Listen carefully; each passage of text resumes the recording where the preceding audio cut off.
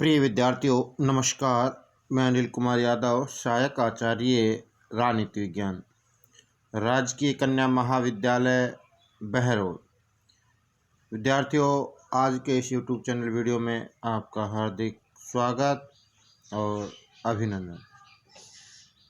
विद्यार्थियों, आज हम बीए पाठ द्वितीय के प्रथम प्रश्न पत्र प्रमुख राज्य व्यवस्थाओं के अंतर्गत जापान के संविधान के अंतर्गत जापानी कैबिनेट के कार्य और शक्तियों पर चर्चा करेंगे।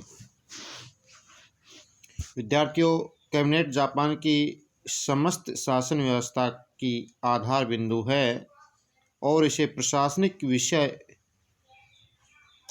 विधायी विषय, वित्तीय और न्यायिक शक्तियों से विभूषित किया गया है।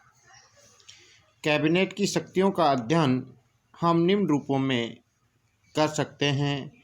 सबसे पहली बात करें प्रशासनिक शक्तियां, तो विद्यार्थियों 1889 के मेइजी संविधान के अंतर्गत कार्यपालिका शक्ति सम्राट में निहित थी और कैबिनेट उसे केवल परामर्श देने का कार्य करती थी। परंतु वर्तमान संविधान के अनुच्छेद 65 में स्पष्ट रूप से लिखा है कि कार्यपालिका शक्ति कैबिनेट में निहित होगी। विद्यार्थियों, कैबिनेट ही शासन संबंधी सभी महत्वपूर्ण निर्णय लेती है। वह सभी राष्ट्रीय एवं अंतर्राष्ट्रीय प्रश्नों पर विचार कर नीति निर्धारण करती है। डाइट से उसे स्वीकृत कराती है और उन्हें मूर्त रूप प्रदान करती है। अनुच्छेद 73 में कहा गया है विद्यार्थियों की अन्य सामान्य प्रशासनिक कार्यों के अतिरिक्त निष्ठा के साथ कानून की क्रियान्विति तथा राज्य के कार्यों का संचालन करना कैबिनेट का कार्य है। इस प्रकार कैबिनेट डाइट द्वारा निर्मित कानूनों के अनुसार संपूर्ण प्रशासन का संचालन करती है। वह इस हेतु सामान्य आदेश निर्देश जारी करती है। वैदेशिक मामलों पर भी कैबिनेट का पूर्ण नियंत्रण है। विदेशी राज्यों से संबंध स्थापित करना और संधि संबंधी निर्णय लेना कैबिनेट का ही कार्य है। यद्यपि संधियों पर डाइट की पूर्व या अंतिम स्वीकृति आवश्यक होती है, कैबिनेट ही कानून द्वारा स्थापित मापदंडों के अनुसार लोकसभाओं की व्यवस्था और उनके संचालन का कार्य करती है। विद्यार्थियों से कुछ विशिष्ट अधिकारियों को पदच्युत करने का भी अधिकार प्राप्त है। इस प्रकार प्रशासनिक क्षेत्र में कैबिनेट को बहुत अधिक व्यापक शक्तियां विद्यार्थियों को सौंपी गई है और उसे हम समस्त प्रशासनिक तंत्र की मुख्य धुरी कह सकते हैं। अब बात आती है विद्यार्थियों कैबिनेट की विधायी शक्तियों की, लेजिस्लेचर पावर्स। तो विद्यार्थियों, जापान में संसदीय व्यवस्था होने के कारण कैबिनेट का डाइट से घनिष्ठ संबंध रहा है और विधायी व कार्यपालिका शक्तियों का एकीकरण हो गया है। अब कैबिनेट न केवल प्रशासन का संचालन करता है बल्कि विधि निर्माण के क्षेत्र में भी डाइट का नेतृत्व और पथ प्रदर्शन करती है। शासन की सर्वोच्च नीति व कार्यक्रम को क्रियान्वित रूप देने के लिए प्राय सभी महत्वपूर्ण विधेयकों का प्रारंभ कैबिनेट ही करती है और डाइट में उन्हें पास करवाने का उत्तरदायित्व भी कैबिनेट का ही है। विद्यार्थियों, कैबिनेट को यह भी अधिकार है कि वह सम्राट को प्रतिनिधि सदन को भंग करने और सामान्य निर्वाचनों की घोषणा करने का परामर्श दे।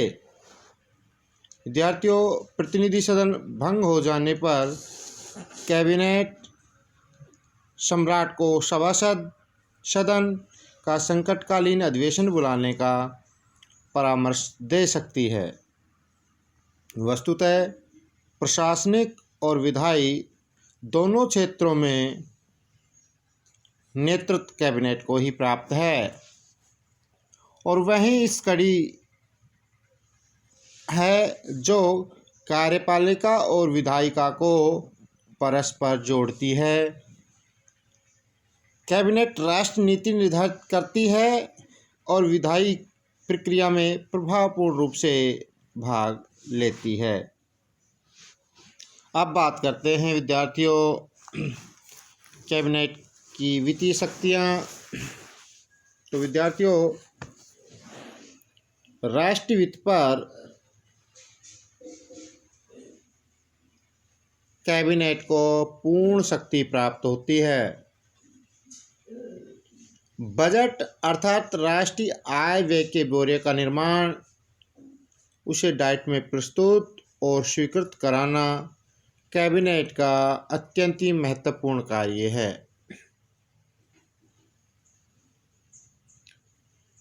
कैबिनेट अपने बहुमत के बल पर बजट पर डाइट की स्वीकृति लेने में भी सफल हो जाती है, और इस संबंध में जापान की कैबिनेट की स्थिति भारतीय या ब्रिटिश कैबिनेट के समान ही विद्यार्थियों है।